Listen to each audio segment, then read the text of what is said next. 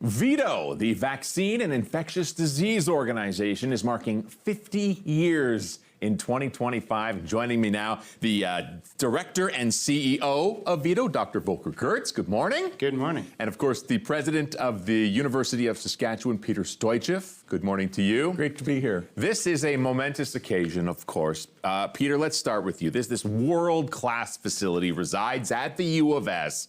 Why is that important to you and what? Well, you just said it. But we are a research-intensive university, one of the top 15 in the country, and I'm always proud to talk about VIDO as being one of the reasons why we are, maybe the main reason why we are. It's really our flagship lab. So much to say about it. Volker will say more, but you know, I think I'd narrow it down to they do so much work at a world-class level that will have a tremendously positive impact for thousands, millions of people in the future. Yeah, okay. And Dr. Kurtz, 50 years it is. It's a landmark, it's a milestone. So much has changed in the scientific community over those years, to be sure. Can you highlight some of what VIDO has done scientifically over the past 50 years?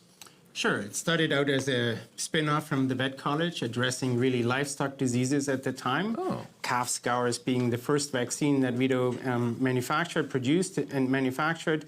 A real game changer to the industry, but there were many other livestock vaccines that were developed in the 90s.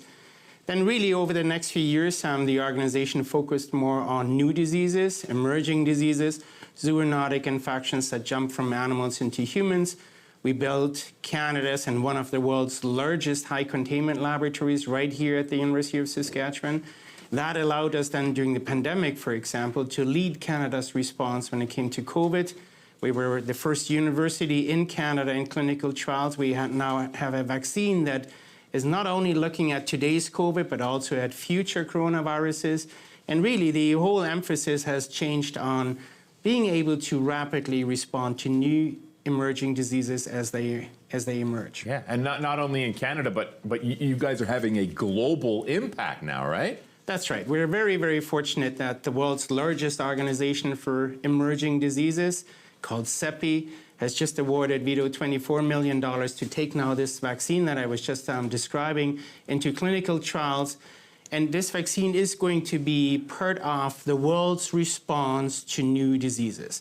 Canada, as many other G8 countries and other countries as well, have subscribed to what's called the 100-day mission. So within 100 days, we want to be able to respond to whatever the next pandemic is. Wow. And giving all this, the global developments we've seen now recently, it's so important for Canada to have domestically research and manufacturing capacity so that in the future we can make vaccines for Canadians here in Canada. Yeah. And VIDO is going to play a very important role in this. And to react quickly, again, like you said, Peter, 50 years gone by, what's the next chapter look like for VIDO as a global leader in this field?